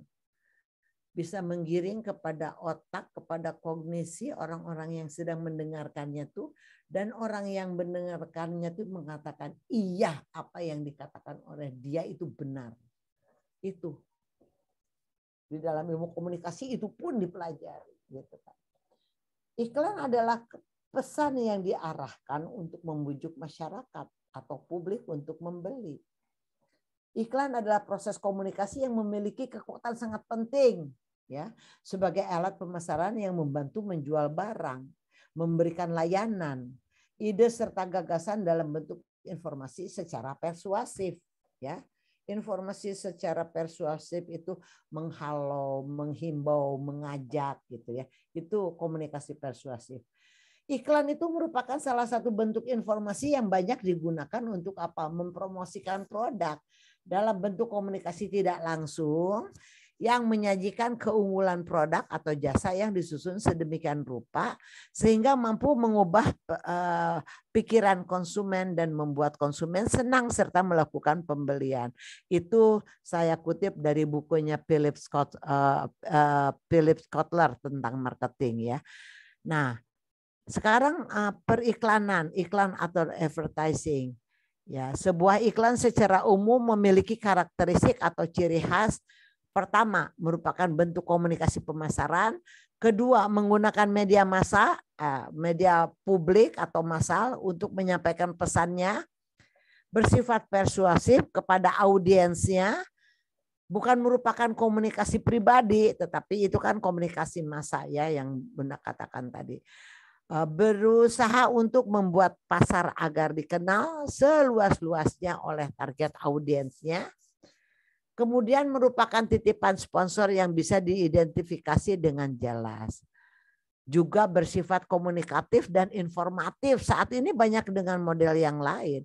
Seperti narasi, cerita, game, storytelling, dan lain-lain. Itu padahal dia sedang mengiklankan, tetapi dengan narasi, dengan TikTok gitu kan ya. Dengan apa istilahnya tuh sekarang bukan gambar-gambar mati, foto-foto hidup, apa visual ya, visualisasinya itu dia mainkan gitu, walaupun itu ada di Facebook atau ada di Instagram, padahal dia sedang mempromosikan atau mengiklankan produk tersebut gitu kan. Nah kemudian karakter berikutnya adalah menarik perhatian, kemudian mengajak untuk membeli atau menggunakan produk jasa tertentu tersebut ya. Itu karakteristik iklan. Berdasarkan jenis periklanan, ada iklan produk, ada iklan eceran atau iklan lokal. Iklan produk itu bentuk iklan standar atau yang umum ada saat ini, yaitu perusahaan mengiklankan produk ke pasar sasaran mereka. Ya. Iklan ini memiliki berbagai tujuan yang berhubungan langsung dengan produk. Seperti untuk mengenalkan merek produk, untuk menciptakan penjualan atau kepentingan yang lainnya. Sedangkan iklan eceran atau iklan lokal itu memang banyak dibuat oleh perusahaan kecil. Ya, temporary malah. Jadi enggak aja di mana karena pada saat itu banyak pemutusan tenaga kerja, banyak yang jualan di mobil-mobilnya di depan rumahnya, tapi temporary, tidak selalu, tidak selamanya gitu kan. Kemudian bagaimana mereka mengiklankan usahanya ya kan? Misalnya iklan toko mainan, iklan toko pakaian, ya kan? Iklan tempat wisata. Itu semua kita katakan iklan lokal. Iklan lokal banyak dieksekusi media lokal, baik televisi lokal dan sering sekali oleh radio atau surat kabar lokal. Tapi dalam era internet saat ini banyak iklan lokal yang masuk ke dunia internet. Sehingga akan memiliki jangkauan yang cukup masif. Ya karena setiap orang udah bisa kok membuat YouTube sendiri, membuat video masukkan ke Instagram dan sebagainya gitu kan. Kadang-kadang bukan mengiklankan produk, tapi untuk memamerkan anaknya, cucunya udah punya kepintaran dan sebagainya. Rasanya kadang-kadang jenuh ya para selebritis yang beruang itu selalu mengupload gitu kan ya, sampai anaknya mandi, sampai anaknya makan, itu semua diupload ya. Karena apa? Karena karena dia tahu banyak yang suka terhadap dirinya gitu kan. Nah kemudian dia buatkan uploadan seperti itu, banyak yang menyukai, ya akhirnya rating nama dia naik ya kan, dan akhirnya dia tadinya cuma iseng-iseng tapi akhirnya jadi bisa mencari uang gitu kan dengan media tersebut ya, tadinya hanya iseng-iseng aja gitu kan ya. Nah tapi dengan apa istilahnya itu, untuk perusahaan-perusahaan besar tidak takut tersaingi karena konsumennya juga berbeda ya kan, kelasnya berbeda, kemungkinan mungkin barang yang dijualnya sih sama gitu kan. Nah, tapi kan kualitasnya berbeda gitu kan. Nah, kemudian iklan B2B, iklan jenis B2B adalah iklan business to business.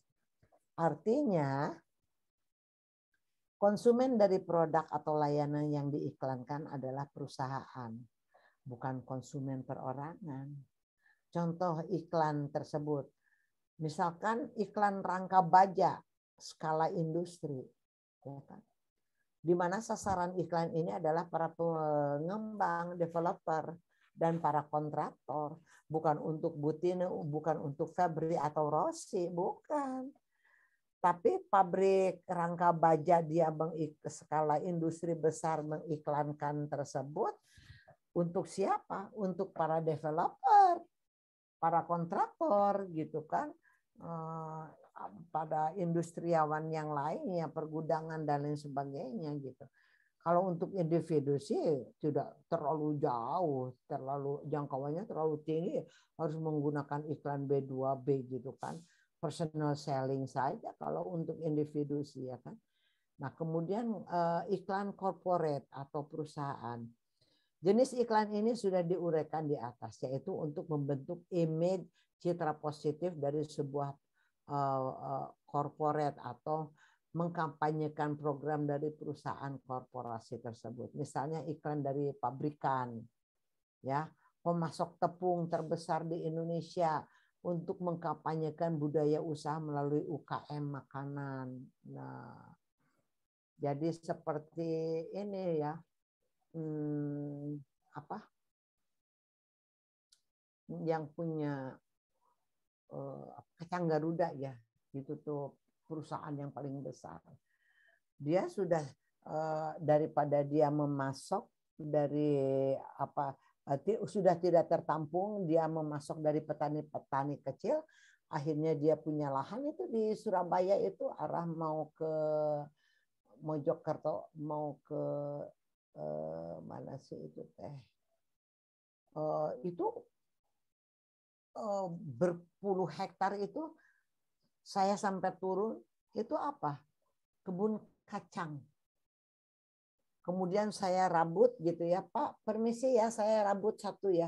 Itu kacangnya yang selalu 3-3, enggak 2-2. Itu kacang apa? Kacang Garuda. Jadi dia punya lahan ratusan hektar di Surabaya. Jadi dia tidak mengambil lagi dari penanam kacang yang UKM karena sudah tidak tertangani. Kebutuhannya tuh sudah terlalu banyak. Jadi kalau dia membeli dari UKM kecil-kecil gitu, aduh terlalu kecil, terlalu apa ya, istilahnya riskan gitu. Lebih baik dia lahan tersebut, wallahu alam, saya nggak tahu apakah sewa atau beli gitu.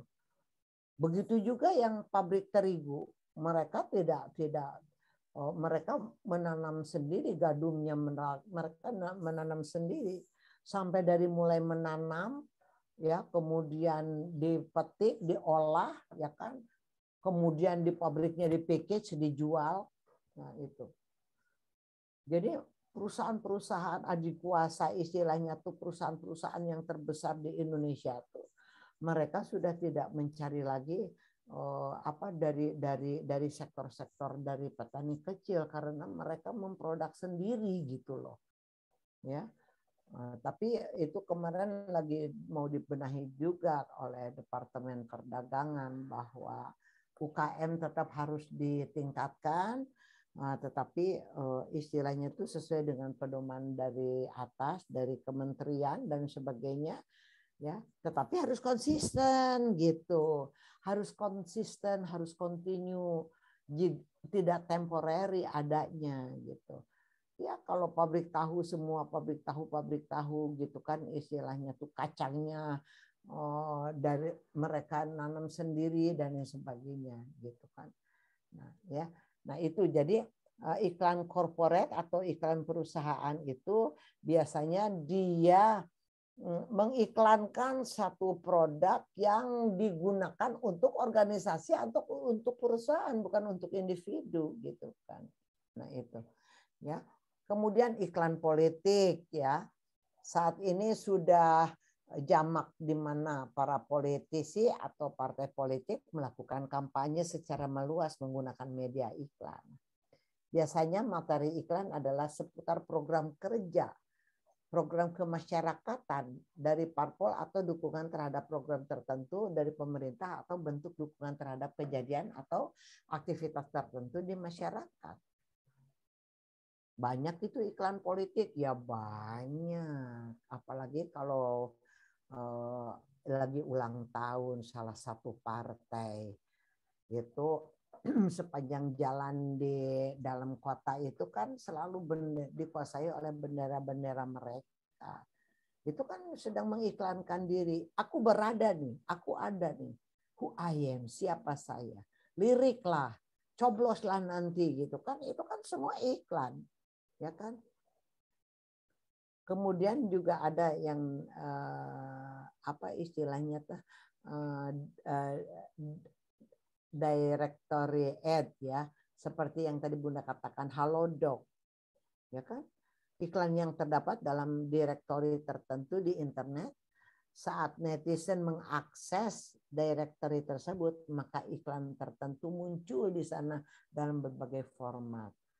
Ya, ada dalam bentuk banner, ada landing page, ada pop-up dan sebagainya. Padahal kita sedang membuka apa? Halodoc. Oh, Lazada masuk gitu, Shopee masuk, iklan-iklan kecil.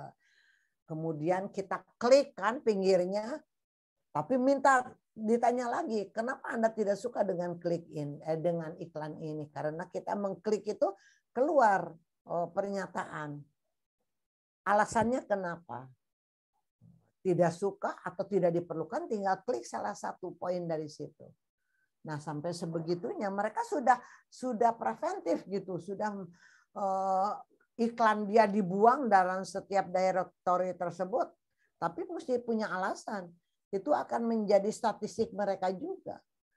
Kenapa kalau saya mengiklankan di directory banyak yang mengklik tidak suka? Karena mengganggu.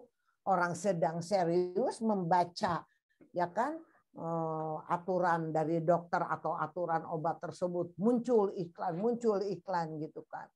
Sekarang disiasati lagi tuh oleh Google. Kalau kita misalkan mau buka lagu-lagu tanpa ada iklannya, pakai Google Premium. Nah kan akhirnya tidak ada informasi yang tidak berbayar sekarang itu. Ya, yang Bunda katakan apa istilahnya tuh, Rosi tidak bisa membaca melihat gambar yang dikirim dari Febri karena apa? Kuotanya lagi habis. Saya nggak bisa ngirim karena kuotanya lagi habis. Nah, berarti iklan yang informasi yang akan Febri kirimkan ke Rosi itu berbayar. Siapa bilang nggak berbayar gitu. Jadi tidak ada yang namanya non-fit oriented, itu tidak ada. Ya. Jadi semua itu berbahaya, cuman mengemasnya itu membuat kita tidak terasa gitu kan. Tidak terasa bahwa kita itu dibayar gitu, berbayar. Coba perhatikan COD, udah ongkos kirimnya dari misalkan dari perusahaannya, ternyata COD-nya juga ada bayar lagi, berarti kita tuh double bayar gitu kan, double membayar ongkos kirim gitu kan. Tetapi kan kalau untuk nyamannya ya supaya nomor visa kita tidak dihack atau nomor tabungan kita tidak dihack, nomor rekening kita tidak dihack, apa tuh istilahnya amannya sih COD, tapi resikonya COD. Kita harus tetap ada di tempat dan duit harus sudah kita siapkan gitu. Nah, jadi kelihatan di situ pada saat kita membeli sesuatu itu dengan berbagai cara mereka menawarkan, dengan berbagai cara mereka menggunakan media, Ya, ada kekurangan dan ada kelebihannya dari setiap media tersebut yang mereka gunakan. Gitu. Nah, kemudian direct responsive ya dari iklan yang dirancang untuk komunikasi dua arah, baik untuk promosi maupun untuk mengetahui respon audiens secara langsung. Model iklan ini saat ini sangat banyak loh. Ya, biasanya merupakan kombinasi dari berbagai media. Misalnya iklan di televisi dan direspon melalui telepon, melalui SMS, melalui media sosial dan lain-lain. Contohnya iklan di TV home shopping, ya, iklan sponsor dalam bentuk kuis dan lain-lain. Nah itu yang kita katakan direct response ad, ya, direct response ad, ya. Ada directory ad, ada iklan politik, kemudian kita lihat lagi iklan layanan masyarakat. Iklan layanan masyarakat ini kemarin gencar-gencarnya ini oleh Dinas Kesehatan, oleh Menteri Pendidikan, oleh Menteri Kesehatan dan sebagainya, iklan layanan masyarakat, ya kan, dalam masa COVID 2 tahun itu, ya kan. Nah, iklan layanan masyarakat itu iklan yang dikemas untuk kepentingan masyarakat secara umum, berisi ajakan, himbauan, informasi atau promosi program-program kesejahteraan masyarakat. Ya, contoh iklan prokes di masa pandemik, ya. Pasang masker, jaga jarak, cuci tangan, ya. Himbauan harus ikut vaksin, sekarang boleh mudik asal sudah di booster. Nah, gitu kan. Akhirnya orang-orang berbondong-bondong sampai desek-desekan. Sebetulnya dia di booster itu bukan ingin sehat, tapi ingin pulang mudik gitu. Jadi nggak memikirkan waktu gratis dari mulai bulan apa saya mulai di booster itu, dari mulai booster ada Januari langsung saya booster. Yang lainnya diajak, walah nggak apa-apa, sudah 2 kali kok vaksin. Nah, begitu sekarang keluar menggunakan kereta api, menggunakan pesawat, tidak perlu PCR lagi, tapi sudah di Peduli Lindungnya sudah ada booster. Wow, berbondong-bondong. Jadi waktu vaksin kedua, lah ngapain sih vaksin? Panas dingin 3 hari nggak bisa itu. Begitu dikatakan masuk mall harus tempelkan dulu itu. Harus perlihatkan dulu sudah divaksin. Berbondong-bondong itu para remaja yang tadinya tidak mau divaksin. Sebetulnya berarti kita lihat sasarannya itu bukan ingin sehat. Karena ada larangan tidak boleh masuk ke tempat dia yang dia sukai, sehingga akhirnya dengan sukarela dia mencari di mana tempat vaksin hari ini, di mana. Karena apa? Gerak langkah mereka dibatasi tanpa ada sertifikat vaksin gitu. Sekarang rame, tidak ada sertifikat booster, tidak boleh mudik. Makanya sampai keseret-seret ibu-ibu, dari mulai anak remaja sampai ibu-ibu semua pengen booster. Berarti apa? Karena ingin pulang, bukan ingin sehat.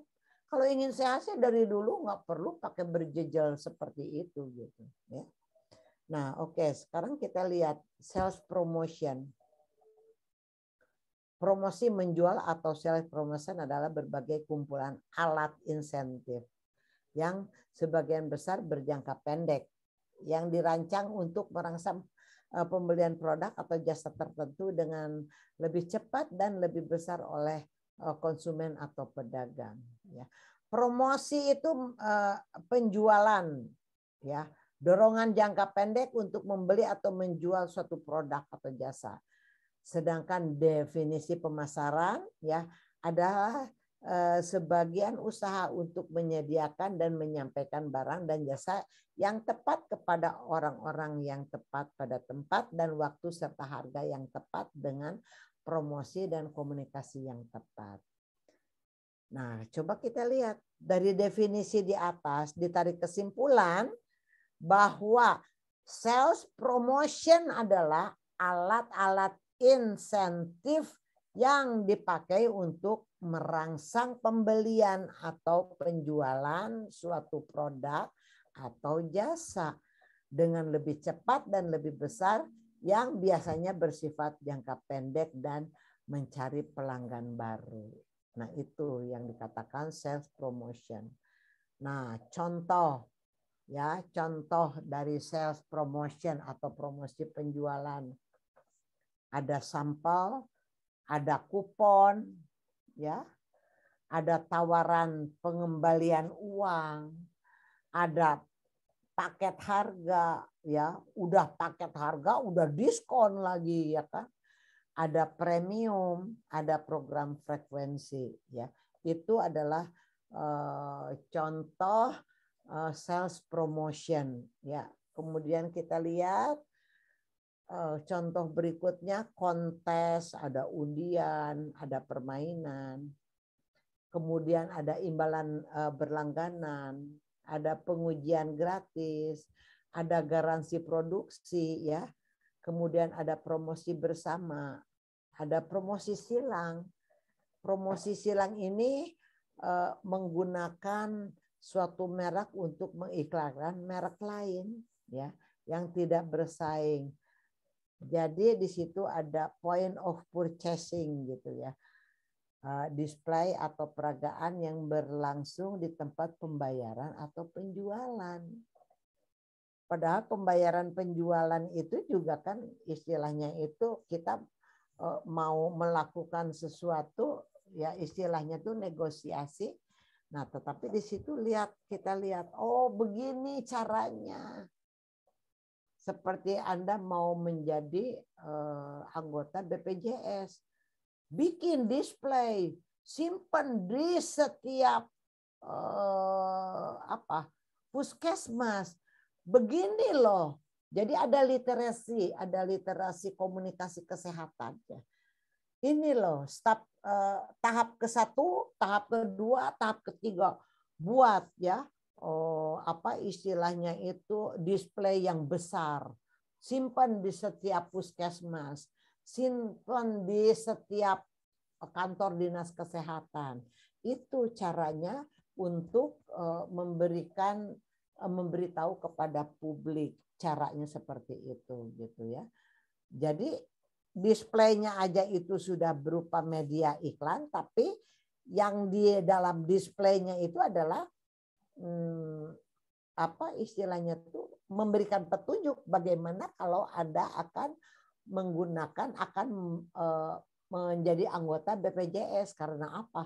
Dengan kita mempunyai kartu BPJS, dengan kita mempunyai nomor anggota BPJS, ya kan, minimal kita ke rumah sakit ada gratisnya, tidak semua gitu kan, tergantung dari kelas-kelasnya. Jadi itu promosi silang. Jadi promosi silang itu pada saat kita membuat display, informasi di dalam displaynya tersebut itu aja sudah iklan ya kan, sudah memberitahu dengan menggunakan itu alur-alur tersebut. Kemudian apa yang dibuatkan alur-alur di dalam display tersebut? Informasi apa yang sedang disampaikan? Oh, informasi untuk mendapatkan atau untuk menjadi anggota BPJS. Nah, itu ya. Contoh yang sangat yang sangat mudahnya. Oke. Sampai sini udah sampai nomor 22. Aduh, benar kering lah ini tenggorokannya. UTS. UTS itu tanggal 9 sampai tanggal 21 ya. Tanggal 9 sampai tanggal 21. Kita lebaran tanggal 2 ya kan. Saya akan share, Bunda akan share soal UTS-nya ke grup itu tanggal 9-nya ya. 9-nya itu 9 April. Tanggal 9 Mei akan Bunda share ke WA kalian. Kemudian kumpulkan hasil UTS tersebut ya, diberi jarak 3 hari setelah UTS itu dibagikan. Nanti Bunda akan buatkan dulu cara UTS-nya dan nanti buat diberi informasi juga kapan harus dikumpulkannya ya. Oke, ada pertanyaan? Aduh, ini betul-betul ngantuk banget. Habis tadarus di masjid, terus tadarus juga di Vkom. Jadi betul-betul belum, dari mulai jam 3 belum merem nih. Nah, sebentar.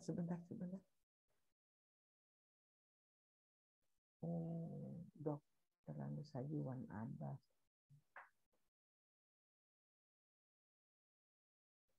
Ya, gitu. Enggak, ada yang mau ditanyakan? Jangan lupa isi daftar kehadiran. Kata Pak siapa? Kata Pak Iwan, Bunda ingetin anak-anak mahasiswa jangan lupa daftar isi kehadiran ya. Oke, Mbak semua, Mbak Ika sehat, Mbak Febri ya. Kemudian Rosi dan sebagainya saya akan tutup dulu. Oke. Mas Hermanto masih puasa enggak? Alhamdulillah masih Bunda. Wis ketol, mripate wis ngantuk-ngantuk kaya ngono to, Mas. Yo, mesti diganjel mripate ya.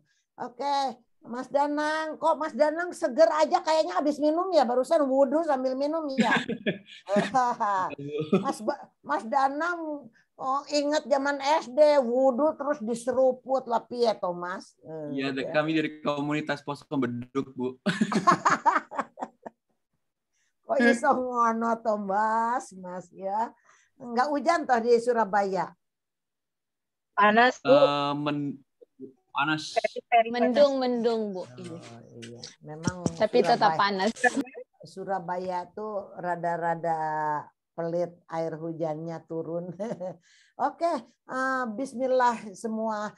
Saya Bunda minta kalian ibadah dengan khusyuk, tuntas, betul-betul apa yang dibaca di Al-Qur'an dilakukan dalam akhlak kita. Dan selamat Hari Raya Idul Fitri, maaf lahir dan batin. Nanti kita ketemu lagi setelah Lebaran ya. Assalamualaikum. Terima kasih Bu. Selamat Lebaran. Minal aidin wal faizin Bunda. Ya, maaf lahir batin. Jangan lupa loh file-file bahan materi harus punya karena untuk UTS nanti kalian akan bisa dibuka-buka juga dan kalian bisa browsing juga dari buku-buku lain. Siap. Oke. Assalamualaikum warahmatullahi wabarakatuh. Waalaikumsalam. Ya. Absensi gimana sih itu absensi? Iya, di e-learning nggak ada itu, Mbak. Iya, nggak ada materi. Iya. Enggak, absensinya gimana caranya? Iya, biasanya kan kalau bisa di e-learning, Mbak, itu sekalian download. Cuma di e-learningnya nggak ada itu, jadi nggak bisa absensi menurut saya. Kali Mas Rusli, Pak Ketu. Terus tadi UTS-nya gimana katanya? Nanti dikasih soalnya gimana? UTS-nya nanti dikasih soal tanggal 9. 9. Kita kerjakan 3 hari. Oh, lewat WhatsApp. Oh, lewat WhatsApp group. Oke. Terus absensi tadi tuh gimana sih absensinya? Di mail learning-nya. Di e-learning ya. Tapi nggak ada materi, mungkin kita dengar infonya lagi aja deh. Ya. Oke, ya udah. Yang ada cuma anak ya. Tumben Mas Rusli ini offline ini terus di off kan camnya. Mas Rusli puasa Bu kayaknya. Persiapan buka puasa bareng muridnya kayaknya. Oh enggak, tadi story-nya tuh Iya, lagi jangan-jangan. acara OSIS. Oh. Mas Rusli buka puasa duduk sama murid-muridnya. Bosak banget ya. Ganjal ya matanya, ganjal. Pakai uang biar melek. Padahal loh Dadang baru bangun tidur itu. Pakai uang 5 bulan yang baru.